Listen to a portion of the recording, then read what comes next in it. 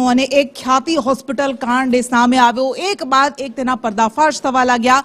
તેના કારનાઓ પરથી એક બાદ એક પડદો ઉચકાવા લાગ્યો અને ખબર પડી કે કેટલા હજારો લોકોની તેને સર્જરી કરી નાખી હતી અને એમાં સેંકડો લોકો મૃત્યુ પામ્યા હતા। અને અત્યારે સૌથી મોટો ઘટસ્ફોટ થઈ ગયો છે કે ખ્યાતિ હોસ્પિટલના માલિક એ અન્ય લોકો સાથે ચર્ચામાં હતા અને અમદાવાદમાં જ બીજી 3 હોસ્પિટલ ખોલવાની ફિરાકમાં હતા અને એના માટે હિસાબોમાં પણ ગોટાળા કરવાની શરૂઆત થઈ ગઈ હતી।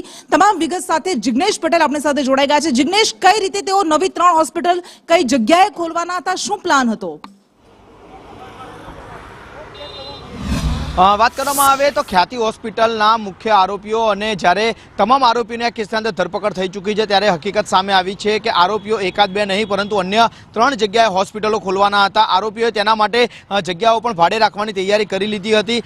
એક નરોડા, બીજી ગોતા અને ત્રીજી સાબરમતી પાસે તેઓ હોસ્પિટલ બનાવવાની તૈયારીઓ કરી રહ્યા હતા, જેથી તેમનું જે સ્કેમ છે એટલે કે જે PMJY યોજના હેઠળ જે સરકાર પાસેથી રૂપિયા પડાવવામાં આવતા હતા તે રૂપિયા અન્ય જગ્યાએથી પણ તેઓ પડાવી શકે અને તેમનું નેટવર્ક છે તે મોટું ચલાવી શકાય। આ માટે તેઓએ જગ્યા માટે એક કરાર પણ કરી લીધો હતો, પરંતુ જે જગ્યાઓ છે તે અંડર કન્સ્ટ્રક્શન હોવાથી હજી ત્યાં એ લોકો આ હોસ્પિટલ બનાવવામાં સફળ નથી રહ્યા। બીજી તરફ આરોપીઓની પૂછપરછમાં હકીકત સામે આવી છે કે આરોપીઓએ જે કહી શકાય કે 3 આરોપીઓએ મોટા ખુલાસા કર્યા હતા અને 3 આરોપી માટે સાથે રાખી અને જે 1 દિવસના રિમાન્ડ મેળવવામાં આવ્યા હતા તેમાં કાર્તિક પટેલને, ચિરાગ રાજપૂત અને રાહુલ જૈનની સાથે બેસાડી અને કેટલીક મહત્વની હકીકત સામે લાવવાનો ક્રાઇમ બ્રાન્ચે પ્રયાસ કર્યો હતો, જેમાં એ હકીકત સામે આવી કે પરિવારના નામે ખોટા એલોટમેન્ટ લેટર ઉભા કરવામાં આવ્યા હતા, પરિવારના સભ્યોના નામે ખોટા પગાર બતાવવામાં આવ્યા હતા અને આ જ રીતે હોસ્પિટલને નુકસાનમાં હોવાનું તેઓએ સાબિત કર્યું હતું। કાગળ ઉપર હોસ્પિટલ નુકસાનમાં છે તેવું સાબિત થતા આરોપીઓએ એકબીજાને પ્રેશરમાં લાવી અને જે આખું કૌભાંડ છે તે રચવા માટેની તૈયારી શરૂ કરી હતી અને તે જ કૌભાંડના અંતે 16 કરોડ